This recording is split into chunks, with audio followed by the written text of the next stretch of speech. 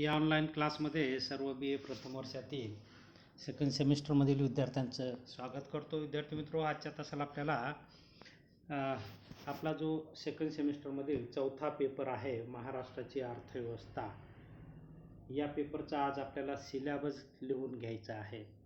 यापूर्वी आपण पाहिलेलं आहे की आपला जो तिसरा पेपर आहे सूक्ष्म अर्थशास्त्र पेपर क्रमांक 3, याचा पूर्णतः सिलेबस आपला आता संपलेला आहे.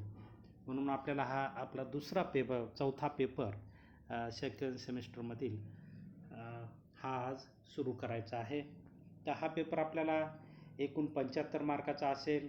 महाराष्ट्राची अर्थव्यवस्था पेपर क्रमांक 4 हा ऑप्शनल पेपर आहे आणि सूक्ष्म अर्थशास्त्र पेपर क्रमांक 3 हा आपला कंपल्सरी पेपर आहे. सूक्ष्म अर्थशास्त्राचा संपूर्णतः सिलेबस झालेला आहे आपला.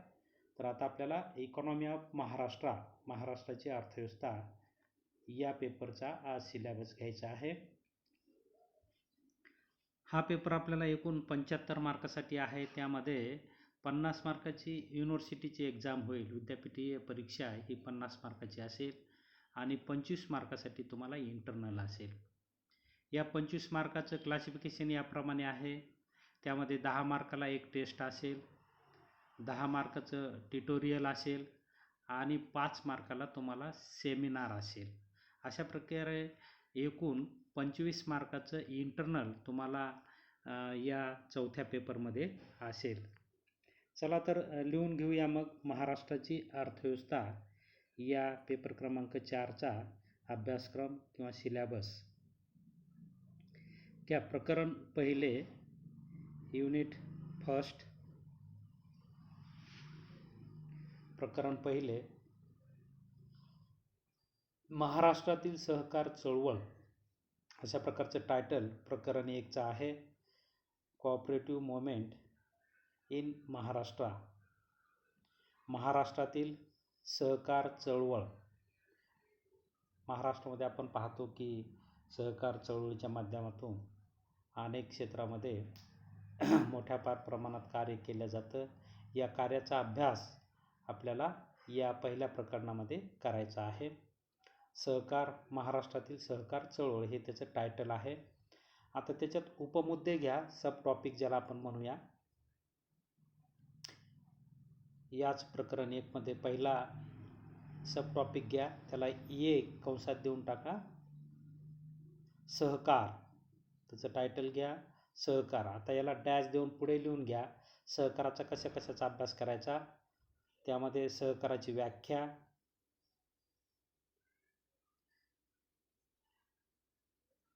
कॉमा व्याप्ती, स्कोप ज्याला आपण म्हणतो, व्याख्या कॉमा व्याप्ती आणि सहकाराची तत्वे, प्रिन्सिपल्स ऑफ कोऑपरेशन.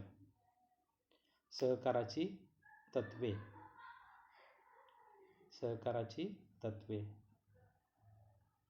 त्यामध्येच दुसरा मुद्दा, महाराष्ट्रातील सहकारी चळवळीची प्रगती. महाराष्ट्रातील सहकार चळवळीची प्रगती, progress of cooperative movement in Maharashtra. महाराष्ट्रातील सहकारी चळवळीची प्रगती. आता पहिल्या चॅप्टरमध्येच बी पॉईंट घ्या लिहून. बी मध्ये आपल्याला सहकाराचे कायदे याचा अभ्यास करायचा. भारतातील सहकाराचे कायदे आहेत हे. भारत आणि महाराष्ट्रातील सहकाराचे कायदे. त्यामध्ये घ्या पहिला कायदा आपल्याला 1904चा सहकारी कायदा. 1904चा सहकार कायदा. दुसरा कायदा आपल्याला 1912चा सहकार कायदा. 1912चा सहकार कायदा. आणि तिसरा महाराष्ट्रातील नवीन सहकार कायदा 2013 हा आपल्याला अभ्यासायचा आहे. महाराष्ट्रातील नवीन सहकार कायदा 2013 याचा अभ्यास आपल्याला या ठिकाणी करायचा आहे. तर पहिल्या युनिटमध्ये बी मुद्द्यात एवढा भाग घेतो. आता सी मुद्दा घ्या पहिल्या युनिटमध्येच, प्रकरण 1मध्येच सी. त्यामध्ये घ्या महाराष्ट्रातील सहकारी पतसंस्था किंवा सहकारी कर्जपुरवठा, महाराष्ट्रातील सहकारी कर्जपुरवठा, कोऑपरेटिव्ह क्रेडिट इन महाराष्ट्र, महाराष्ट्रातील सहकारी कर्जपुरवठा, महाराष्ट्रातील सहकारी कर्जपुरवठा. महाराष्ट्रात सहकाराचा कर्जपुरवठा प्रामुख्याने आपण पाहतो की ग्रामीण भागासाठी होतो. विशेषतः आपण पाहतो की शेतीसाठी होतो आणि शहरामध्ये देखील नागरी बँकांच्या माध्यमातून, नागरी सहकारी बँकांच्या माध्यमातून होत असतो. परंतु आपल्या सिलेबसला इथे ग्रामीण कर्जपुरवठ्याचा आपल्याला अभ्यास करायचा आहे. त्यामध्ये घ्या ग्रामीण कर्जपुरवठा करणारी गाव पातळीवरील संस्था. त्याचं टायटल घ्या प्राथमिक कृषी पत सहकारी संस्था, प्राथमिक कृषी पत सहकारी संस्था, primary agriculture credit cooperative society, प्राथमिक कृषी क्रेडिट सहकारी संस्था. ही गाव पातळीवर असते. या संस्थेचं आपल्याला कार्य आणि गुण पाहायचे आहेत. प्राथमिक कृषी सहकारी पतसंस्थेचे कार्य आणि गुण पाहायचे आहेत.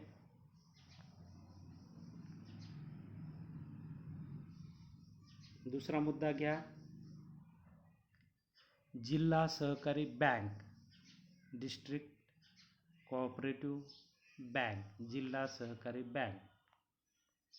याचं देखील आपल्याला कार्य आणि गुण पाहायचे आहेत. फंक्शन्स अँड मेरिट्स, कार्य आणि गुण. जिल्हा सहकारी बँक ही जिल्ह्याच्या ठिकाणी असते आणि सर्व प्राथमिक कृषी पतसंस्थांचं ते नेतृत्व करत असते किंवा कंट्रोलिंग करत असते. जिल्ह्याला एकच जिल्हा सहकारी बँक असते. तर गाव पातळीवर प्राथमिक कृषी पत सहकारी संस्था असतात. त्या सगळ्यांचे मिळून जिल्ह्यावर एक जिल्हा सहकारी बँक असते, ती सर्वांचं नेतृत्व करते. या जिल्हा सहकारी बँकेचे आपल्याला कार्य आणि गुण पाहायचे आहेत.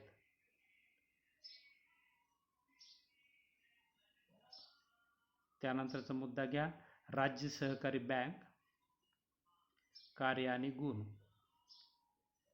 स्टेट कोऑपरेटिव्ह बँक, राज्य सहकारी बँक ही महाराष्ट्र पातळीवर असते. राज्यासाठी एकच बँक असते आणि सर्व जिल्हा सहकारी बँकांचं नेतृत्व करते. म्हणजे शासनाचं जे कृषीच्या विकासासाठी कर्जपुरवठा होत असतो किंवा ग्रामीण कर्जपुरवठा होतो, तर हा सहकारी चळवळीच्या माध्यमातून या प्रकारे होतो. महाराष्ट्र शासन अगोदर राज्य सहकारी बँकेला भांडवल उभा करून देतं. राज्य सहकारी बँक जिल्हा बँकेला भांडवल उपलब्ध करून देतं आणि जिल्हा मध्यवर्ती बँक ही गाव पातळीवर जी प्राथमिक कृषी पतसंस्था सहकारी संस्था असते त्यांना भांडवल उपलब्ध करून देतात आणि त्या प्राथमिक कृषी पतसंस्थेच्या माध्यमातून शेतकऱ्यांना कर्जाचा पुरवठा केला जातो. तर अशा प्रकारे ही ग्रामीण कर्ज पुरवठ्याची सहकाराची साखळी असलेली आपल्याला त्रिस्तरीय ही यंत्रणा असलेली आपल्याला दिसून येते. तर पहिल्या चॅप्टरमध्ये आपल्याला एवढा सहकाराचा अभ्यास आहे.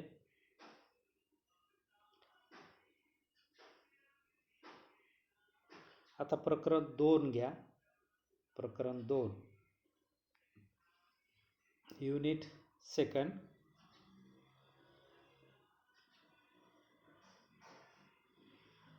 यामध्ये घ्या महाराष्ट्रातील वाहतूक आणि पायाभूत सुविधा, वाहतूक आणि पायाभूत सुविधा, transport and infrastructure in Maharashtra, महाराष्ट्रातील वाहतूक आणि पायाभूत सुविधा. यामध्ये आपल्याला वाहतूक आणि पायाभूत सुविधा 5 दिलेल्या आहेत, त्याचा अभ्यास करायचा आहे. त्यामध्ये एक नंबरला घ्या रेल्वे वाहतूक सुविधा, रेल्वे ट्रान्सपोर्ट, रेल्वे वाहतूक सुविधा. मग रेल्वे वाहतूक सुविधेचा कोणता अभ्यास करायचा आपल्याला? रेल्वे वाहतूक सुविधेचा महाराष्ट्रातील विकास, त्याच्यासमोरील समस्या आणि त्यावरील उपाययोजना. रेल्वे वाहतुकीचा सद्यस्थितीचा विकास, रेल्वे वाहतुकीसमोरील समस्या आणि त्यावरील उपाय. तर हे सगळं महाराष्ट्रातील अभ्यास आहे आपल्याला. दुसरा वाहतुकीचा प्रकार घ्या, रस्ते वाहतूक, रोड ट्रान्सपोर्ट. रस्ते वाहतूक. मग रस्ते वाहतुकीचा देखील आपल्याला सद्यस्थितीचा विकास, सद्यस्थिती पाहायची आहे. त्यानंतर रस्ते वाहतुकीसमोरील समस्या आणि त्यावरील उपाययोजना. समस्या आणि उपाययोजना. तिसरा वाहतुकीचा प्रकार घ्या, जल वाहतूक, वॉटर ट्रान्सपोर्ट. जल वाहतूक. जल वाहतुकीचा महाराष्ट्रातील विकास, जल वाहतुकीसमोरील समस्या आणि त्यावरील उपाययोजना. जल वाहतुकीसमोरील समस्या आणि उपाययोजना. त्यानंतरचा मुद्दा आहे हवाई वाहतूक, एअर ट्रान्सपोर्ट. हवाई वाहतूक. यामध्ये हवाई वाहतुकीचा आपल्याला विकास पाहायचा आहे, डेव्हलपमेंट. त्यानंतर आपल्याला हवाई वाहतुकीसमोरील समस्या पाहायच्या आहेत आणि त्यावरील उपाययोजना देखील पाहायच्या आहेत.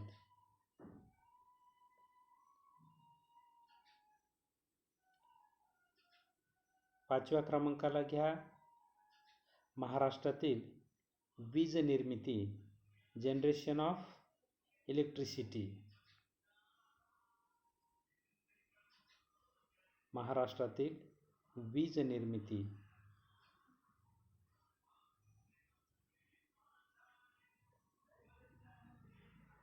मग यामध्ये आपल्याला महाराष्ट्रातील प्रदेशनिहाय वीज निर्मितीचा अभ्यास करायचा आहे व त्यासमोरील समस्या आणि उपाययोजनेचा अभ्यास करायचा आहे. महाराष्ट्रातील वीज निर्मिती, समोरील समस्या आणि उपाययोजनाचा अभ्यास करायचा आहे. तर एवढा भाग आपल्याला प्रकरण 2 मध्ये आहे. आता प्रकरण 3 घ्या लिहून. शेवटचं प्रकरण आहे, म्हणजे 3 प्रकरणं आपल्याला या ठिकाणी अभ्यासायची आहेत. प्रकरण 3, युनिट 3. त्याचं टायटल घ्या, महाराष्ट्रातील प्रादेशिक असमतोल, रिजनल बॅलन्स इन महाराष्ट्र. महाराष्ट्रातील प्रादेशिक असमतोल. प्रादेशिक असमतोल कशाला म्हणायचं आहे? आपण पाहतो की महाराष्ट्राचा समतोल विकास झालेला नाही. महाराष्ट्रामध्ये आपण पाहतो की 4 भौगोलिक विभाग आहेत, ज्यामध्ये कोकण, पश्चिम महाराष्ट्र, मराठवाडा आणि विदर्भ. तर यामध्ये आपण पाहतो की विकासामध्ये असमतोल दिसून येतो. पश्चिम महाराष्ट्र हा महाराष्ट्रात सर्वात विकसित भाग मानला जातो. तर मग मराठवाडा आणि विदर्भ हे प्रदेश मागासलेले का आहेत? तर महाराष्ट्रातील असमतोल का निर्माण झाला, त्याची कारणे, त्यावरील उपाययोजना आपल्याला यामध्ये पाहायच्या आहेत. त्याला आपण रिजनल इम्बॅलन्स इन महाराष्ट्र असं आपण म्हणतो. त्यामध्ये पहिला मुद्दा घ्या प्रकरण 3 मध्ये,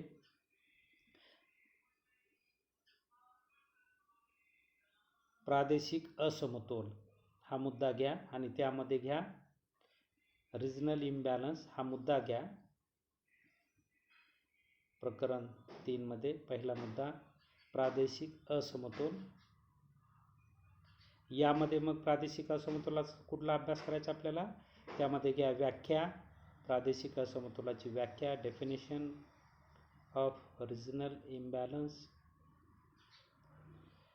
त्यानंतर कॉमा द्या, त्याचं स्वरूप, प्रादेशिक असमतोलाचं स्वरूप, नेचर अँड कॉजेस म्हणजे कारणे, प्रादेशिक असमतोलाची कारणे. आता हे सगळं महाराष्ट्रातील अभ्यास करायचा आपल्याला.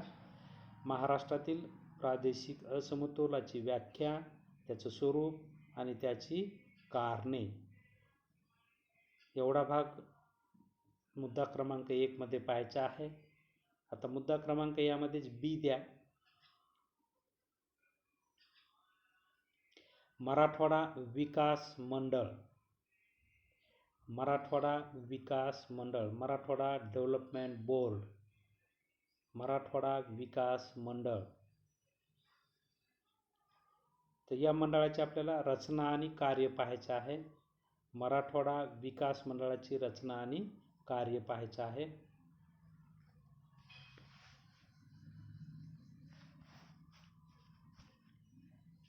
त्यानंतर यामध्ये तिसरा मुद्दा घ्या.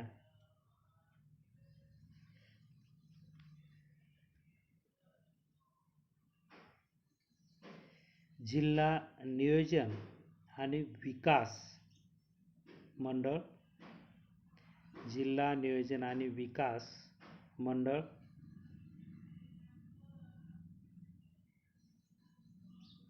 याची देखील आपल्याला रचना आणि कार्य पाहायचं आहे, ज्याला आपण DPDC म्हणतो शॉर्टमध्ये. DPDC, district planning and development council, DPDC, जिल्हा नियोजन आणि विकास मंडळ.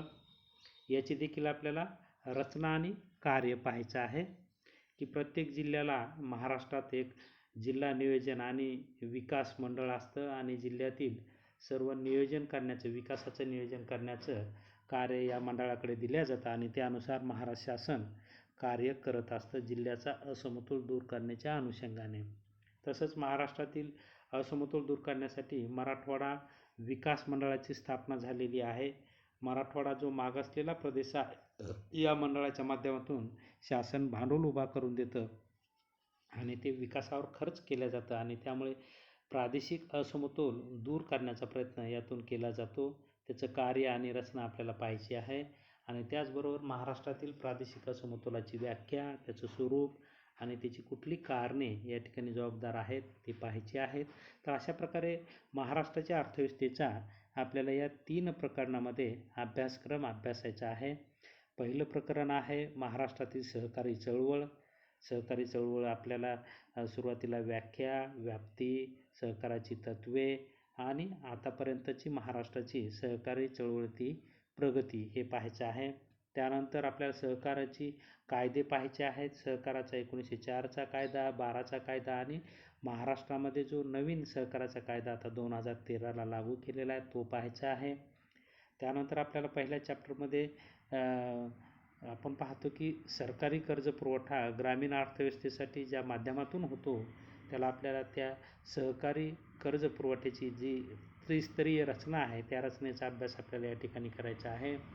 त्यामध्ये गाव पातळीवर प्राथमिक कृषी पत सहकारी संस्था, जिल्हा पातळीवर जिल्हा सहकारी बँक आणि राज्य पातळीवर राज्य सहकारी बँकेचा अभ्यास करायचा आहे. त्यानंतर प्रकरण 3 मध्ये आपल्याला वाहतूक आणि दळणवळणाचा अभ्यास करायचा. यामध्ये रेल्वे वाहतूक, रस्ते वाहतूक, जलवाहतूक आणि हवाई वाहतूक आणि त्याचबरोबर महाराष्ट्रातील वीज निर्मितीचा देखील अभ्यास करायचा आहे. आणि त्यानंतर प्रकरण 3 मध्ये आपल्याला महाराष्ट्रातील प्रादेशिक असमतोलाचा अभ्यास करायचा आहे. तर अशा प्रकारे 3 प्रकरणामध्ये आपल्याला महाराष्ट्राच्या अर्थव्यवस्थेचा अभ्यासक्रम, सिलेबस या ठिकाणी पूर्ण करायचा आहे. उद्यापासून याच्या रेग्युलर तासिका होतील, याची सर्व विद्यार्थ्यांनी नोंद घ्यावी. महाराष्ट्राची अर्थव्यवस्था पेपर क्रमांक 4. तर याचं इंटरनल तुम्हाला सांगितलेलंच आहे. या पेपरला आपण पाहतो की हा पेपर एकूण 75 मार्कासाठी आहे. त्यापैकी 75 पैकी 50 मार्काची विद्यापीठ परीक्षा होईल आणि 25 मार्काचं तुमचं इंटरनल असेल. या 25 मार्काच्या इंटरनलमध्ये 10 मार्काची एक टेस्ट असेल, 10 मार्काचं ट्युटोरियल असेल आणि 5 मार्कासाठी तुम्हाला सेमिनार असेल. तर अशा प्रकारे 25 मार्काचं इंटरनल आणि 50 मार्काची सेमेस्टर एंड एक्झाम जे विद्यापीठ घेतं ती परीक्षा तुम्हाला 50 मार्कासाठी असेल. असा एकूण 75 मार्काचा हा चौथा पेपर महाराष्ट्राची अर्थव्यवस्था इकॉनॉमी ऑफ महाराष्ट्र आपल्याला सेमिस्टर सेकंडमध्ये चौथा पेपर म्हणून अभ्यासायचं आहे. तर या ठिकाणी आपण थांबूया. या तासाला आपण उपलब्ध झाला शांतपणे ऐकून घेतलं त्याबद्दल आपले आभार व्यक्त करतो आणि थांबतो. धन्यवाद.